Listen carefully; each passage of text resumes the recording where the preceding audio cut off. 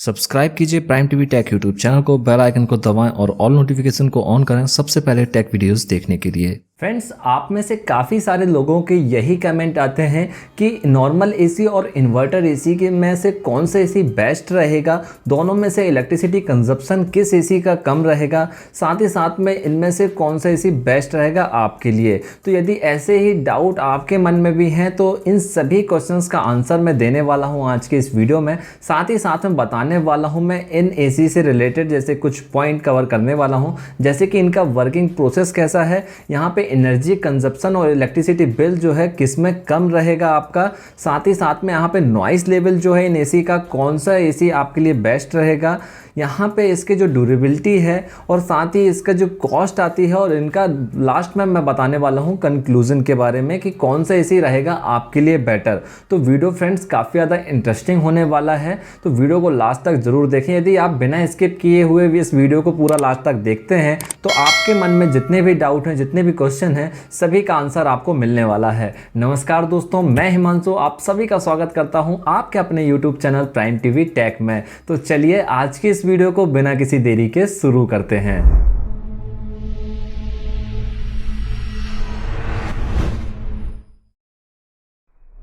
Friends, अब बात करते हैं इनके वर्किंग प्रोसेस के बारे में। तो जो नॉर्मल एसी होते हैं ये फिक्स्ड स्पीड में वर्क करते हैं, यानी कि आपके रूम को ठंडा करते ही ये स्टॉप हो जाते हैं और दोबारा से रूम का टेम्परेचर जब हाई होता है तो दोबारा से ये स्टार्ट हो जाते हैं। तो एग्जांपल के लिए यहाँ पे मैं आपको बता देता हूँ कि यदि आपने सपोज 20 डिग्री सेल्सियस का जो टेम्परेचर है वो सेट करके रखा है एसी में, तो ये जो एसी होते हैं तो यहाँ पे फुल स्पीड में वर्क करते हैं और जैसे ही 20 डिग्री सेल्सियस का जो टेम्परेचर है वो अचीव करते हैं तो यहाँ पे जो कंप्रेसर है वो ऑफ हो जाता है और दोबारा से जब जो टेम्परेचर है वो जब हाई होता है यानी कि 21 डिग्री सेल्सियस पे जाता है तो फिर यहाँ पे कंप्रेसर जो है दोबारा से रीस्टार्ट होता है, यानी कि ऑन होता है, फिर फुल स्पीड में वर्क करते हैं। तो इनका जो प्रोसेस रहता है ये ऑन ऑफ ऐसे इनका प्रोसेस चलता है। वहीं पे बात करते हैं यदि इन्वर्टर एसी के, तो इसमें ऐसा नहीं होता है। इन्वर्टर एसी जो होता है, कंप्रेसर जो होता है, इसका वेरिएबल स्पीड में वर्क करता है। यानी एग्जाम्पल के लिए यदि हम बात करते हैं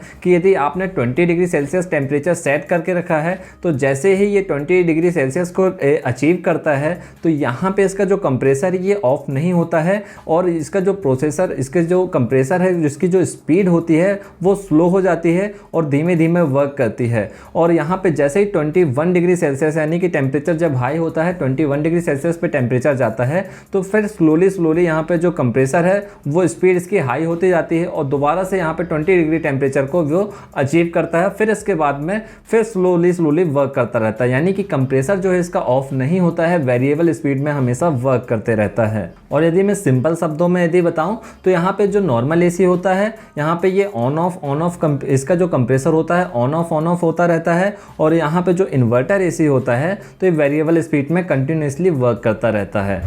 फ्रेंड्स, अब बात करते हैं एनर्जी कंजप्शन की। तो जो नॉर्मल एसी होता है तो इसमें आपका ऑन ऑफ यानी कि बार बार होता है, जिस कारण से यहाँ पे इलेक्ट्रिसिटी कंजप्शन जो है ये काफ़ी ज़्यादा होता है। वहीं पे इन्वर्टर एसी में कंप्रेसर जो है वेरिएबल स्पीड में वर्क करता है, जिस कारण से इसका जो पावर कंजप्शन है ये कम होता है। अब आपके मन में ये डाउट आ रहा होगा कि जब कंटिन्यूसली यहाँ पे जो कंप्रेसर है चलता रहेगा तो बिल तो ज़्यादा आना चाहिए, बट मैं आप सभी को बता दूं कि होता क्या है कि जो नॉर्मल एसी होता है तो यहाँ पे इसका जो compressor bar bar on off जो होता है तो यहाँ पे इलेक्ट्रिसिटी कंजप्शन 3 गुना ज़्यादा होता है। कंप्रेसर को स्टार्ट करने में जो एनर्जी है वो काफ़ी ज़्यादा लगती है, जिस कारण से यहाँ पे इलेक्ट्रिसिटी बिल जो है काफ़ी ज़्यादा आता है। वहीं पे इन्वर्टर एसी में होता क्या है कि वेरिएबल स्पीड में वर्क करता रहता है। जब कंप्रेसर को स्पीड ज़्यादा ज़रूरत पड़ती है यहाँ पे कूलिंग की तो वो ज़्यादा स्पीड में वर्क करता है, जब कूलिंग करने की ज़रूरत कम पड़ती है तो वो कम स्पीड में वर्क करता है, जिस कारण से इसका जो इलेक्ट्रिसिटी कंजप्शन है वो कम होता है। और फ्रेंड्स, बात करें यदि इलेक्ट्रिसिटी बिल की तो नॉर्मल एसी में इलेक्ट्रिसिटी बिल ज़्यादा इसीलिए आता है क्योंकि यहाँ पे ये बार बार ऑन ऑफ होता है, फुल स्पीड में वर्क करता है और यहाँ पे 3 गुना ज़्यादा इलेक्ट्रिसिटी कंज्यूम करने के कारण से इसका जो नॉर्मल एसी का इलेक्ट्रिसिटी बिल ज़्यादा आता है। वहीं पे इन्वर्टर एसी में इलेक्ट्रिसिटी बिल नॉर्मल एसी के कंपैरिजन में 10 से 30% यहाँ पे कम इलेक्ट्रिसिटी बिल आता है क्योंकि ये वेरिएबल स्पीड में वर्क करता है। फ्रेंड्स अब बात करते हैं नॉइस लेवल की। तो यहाँ पे आपको दो यूनिट देखने को मिलता है, एक इंडोर यूनिट, एक आउटडोर यूनिट। तो एसी में जो इंडोर यूनिट होता है वो चाहे नॉर्मल एसी का हो या फिर इन्वर्टर एसी का, दोनों में लगभग आपको सेम नॉइस लेवल देखने मिलती है। और वहीं पे बात करें थे आउटडोर यूनिट की, तो जो नॉर्मल एसी होता है, तो नॉर्मल एसी का जो कंप्रेसर है ये बार बार ऑन ऑफ होता है, जिस कारण से इसका जो नॉइस लेवल है ये ज़्यादा देखने को मिलता है, क्योंकि यहाँ पे फुल स्पीड में कंप्रेसर वर्क करता है, जिस कारण से नॉइस लेवल जो है ज़्यादा देखने को मिलता है। वहीं पे बात करें यदि इन्वर्टर एसी की, तो यहाँ पे जो कंप्रेसर है वेरिएबल स्पीड में वर्क करता है, जिस कारण से आपको यहाँ पे इन्वर्टर एसी के आउटडोर यूनिट पे नॉइस लेवल काफ़ी कम देखने को मिल जाता है और ये काफ़ी ज़्यादा साइलेंटली वर्क करता है। फ्रेंड्स अब बात करते हैं कूलिंग परफॉर्मेंस की। तो नॉर्मल एसी में आपको एक जैसी कूलिंग देखने नहीं मिलती है, क्योंकि यहाँ पे जो कंप्रेसर होता है वो ऑन ऑफ होता है, जिस कारण से आपकी जो कूलिंग है वो चेंज होती रहती है, टेम्परेचर रूम का चेंज होता रहता है। तो यहाँ पे आपको एक कंफर्ट कूलिंग दिखने नहीं मिलती है, एक आइडियल कूलिंग देखने को नहीं मिलती है, क्योंकि यहाँ पे जो टेम्परेचर है वो यहाँ पे रूम का कम ज़्यादा होता रहता है, जिस कारण से आपको एक कंफर्ट कूलिंग देखने नहीं मिल पाती है। वहीं पर बात करें यदि इन्वर्टर एसी की, तो यहाँ पर आपको एक जैसे कूलिंग देखने को मिल जाती है, एक आइडियल कूलिंग देखने को मिलती है और काफ़ी ज़्यादा कंफर्ट देखने को मिल जाता है, क्योंकि यहाँ पे जो कंप्रेसर है वेरिएबल स्पीड में वर्क करता है, जिस कारण से आपका जो कमरे का जो टेम्परेचर है वो मेंटेन रहता है कंप्रेसर के कंटिन्यूसली वर्क होने के कारण से। तो यहाँ पे आपको कंफर्ट कूलिंग देखने को मिल जाती है और एक आइडियल कूलिंग हम जिसे बोल सकते हैं। फ्रेंड्स अब बात करते हैं कंप्रेसर एफिशिएंसी की। तो नॉर्मल एसी में जो कंप्रेसर एफिशिएंसी होती है वो लो होती है और इन्वर्टर एसी में जो कंप्रेसर एफिशिएंसी होती है वो हाई होती है नॉर्मल एसी के कंपैरिजन में। फ्रेंड्स अब बात करते हैं एनवायरमेंटल फ्रेंडली की। तो यहाँ पे जो नॉर्मल एसी होता है, तो इसमें सबसे पहले जो यूज़ की जाती थी गैस, जो R22 गैस यूज़ की जाती थी, जो कि जिसमें HCFC यूज़ होता था ज़्यादातर, यानी कि हाइड्रोक्लोरोफ्लोरोकार्बन यूज़ किया जाता था, जिसमें जो क्लोरोकार्बन है ये ज़्यादा मात्रा में यूज़ किया जाता था, जो कि ओजोन परत को नुकसान पहुँचाता है। और वहीं पर बात करें यदि इन्वर्टर एसी की, तो यहाँ पे इस एसी में R410A गैस और R32 गैस का यूज़ किया जाता है, जिसमें HFC यानी कि हाइड्रोफ्लोरोकार्बन का यूज़ किया जाता है, जो कि एनवायरमेंटल फ्रेंडली हैं, जो कि ओजोन परत को बिल्कुल भी नुकसान नहीं पहुंचाती हैं और ये थोड़ा सा कॉस्टली होती हैं। जो R22 गैस होती है वो थोड़ा सा चीप प्राइस में अवेलेबल हो जाती है। लेकिन अब करंट टाइम पे नॉर्मल एसी हो या फिर इन्वर्टर एसी हो, दोनों ही एसी में ज़्यादातर R32 गैस देखने को मिलती है। तो जब भी आप एसी को परचेज़ करें तो उसमें ये बात का ज़रूर ध्यान में रखें कि उसमें R32 गैस अवेलेबल है या फिर R410A गैस अवेलेबल है, तभी आप एसी को परचेज करें। फ्रेंड्स अब बात करते हैं इन एसी की ड्यूरेबिलिटी की। तो नॉर्मल एसी में जो कंप्रेसर होता है बार बार ऑन ऑफ होता है, जिस कारण से इसके कंप्रेसर और इसके जो अदर कंपोनेंट्स हैं इसके ख़राब होने के चांसेस ज़्यादा होते हैं। वहीं पे इन्वर्टर एसी में यहाँ पे जो कंप्रेसर होता है वेरिएबल स्पीड में वर्क करता है, जिस कारण से ये एक मेंटेन जो स्पीड है इसकी मेंटेन करके चलता है। यहाँ पे कंप्रेसर और इसके जो अदर कंपोनेंट्स होते हैं, यहाँ पे इनके जो ख़राब होने के जो चांसेस हैं वो काफ़ी ज़्यादा कम हो जाते हैं। फ्रेंड्स अब बात करते हैं इनके कॉस्ट की। तो जो नॉर्मल एसी होते हैं तो यहाँ पे ये लो कॉस्ट के साथ में आते हैं। यदि कंपेयर करें हम इन्वर्टर एसी से तो इनकी जो प्राइस है लगभग आपको काफ़ी कम देखने मिल जाती है। वहीं पे बात करें यदि इन्वर्टर एसी की तो इनकी प्राइस थोड़ा सा ये ज़्यादा मतलब महंगे देखने को मिलते हैं, एक्सपेंसिव रहते हैं, क्योंकि इसमें आपको लो मेंटेनेंस देखने को मिलता है और यहाँ पे जो आपका इलेक्ट्रिसिटी बिल है ये भी आपका कम देखने को मिल जाता है और साथ ही साथ में इसकी जो कूलिंग परफॉर्मेंस है ये भी आपको अच्छी देखने को मिल जाती है।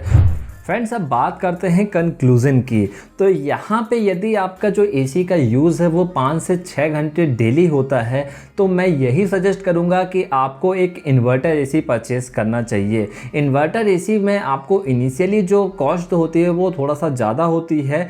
नॉर्मल एसी के कंपैरिजन में, लेकिन यहाँ पे आपकी जो आगे की जो यानी कि आपका जो एसी परचेस करने के बाद में जो इलेक्ट्रिसिटी बिल पर मंथ जो आएगा वो वहाँ पे आपको सेविंग देखने को मिल जाएगी। साथ ही साथ में आपको काफ़ी सारे बेटर परफॉर्मेंस यहाँ पे देखने को मिलेगी नॉर्मल एसी के कंपैरिजन में। साथ ही साथ में यहाँ पे इसका जो मेंटेनेंस है ये भी आपको नॉर्मल एसी के कंपैरिजन में कम देखने को मिलेगा। तो मेरा सजेशन यही रहेगा कि आपका यदि यूजेस 5 से 6 घंटा डेली बेसिस पे रहता है तो आपको एक इन्वर्टर एसी परचेज करना चाहिए। लेकिन यहीं पर मैं आपको ये भी बता दूँ कि आपका यूजेज यदि इससे कम होता है, यानी 5 से 6 घंटे का यूजेज कम होता है और साथ ही साथ में आप साल में यदि 2 से 3 महीने ही एसी को यूज़ करते हैं तो आपको एक नॉर्मल एसी परचेस करना चाहिए, क्योंकि यहाँ पे यदि आप इन्वर्टर एसी परचेस करते हैं तो यहाँ पे यदि आपका यूज़ यानी कि 2 से 3 महीने यदि आप यूज़ करते हैं और 5 से 6 घंटे भी यूज़ नहीं करते दिन में, तो यहाँ पे आपका जो इलेक्ट्रिसिटी बिल है यानी कि सेविंग यहाँ पे देखने मिलती है, इलेक्ट्रिसिटी बिल की सेविंग होती है आपकी,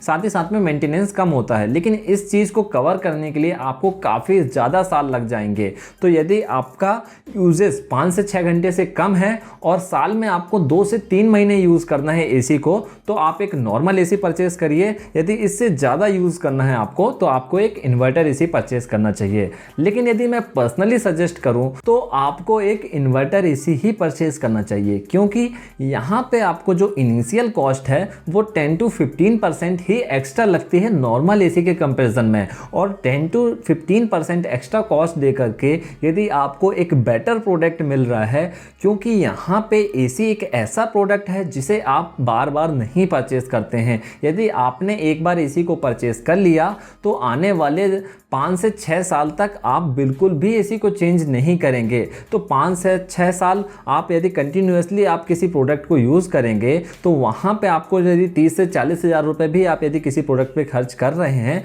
तो आपको थोड़ा बहुत पैसा एक्स्ट्रा लगा करके आपको एक अच्छा प्रोडक्ट लेना चाहिए। क्योंकि बार बार जब किसी प्रोडक्ट में आपको पैसे नहीं इन्वेस्ट करने हैं, आपको बेटर परफॉर्मेंस चाहिए है, यहाँ पे साथ में इलेक्ट्रिसिटी बिल भी जो है आपका और कम आएगा। और यहाँ पे यदि आप एसी यूज़ कर रहे हैं तो ज़रूरी नहीं है कि आप 2 से 3 घंटे ही यूज़ करें एसी को, साल में 2 से 3 महीने ही यूज़ करें। हो सकता है कि आप ज़्यादा यूजेस कर लें बाद में, अभी आपका यूजेस कम है, बाद में आपका यूजेस ज़्यादा हो जाए तो वहाँ पे आप दोबारा तो इन्वेस्ट नहीं करेंगे इसके ऊपर। तो मेरा सजेशन यही रहेगा कि आपको 10 से 15% यदि एक्स्ट्रा कॉस्ट देनी पड़ रही है तो आप यहाँ पे स्टार्टिंग में दे लें, क्योंकि बाद में आपको उसका बेनिफिट मिलेगा।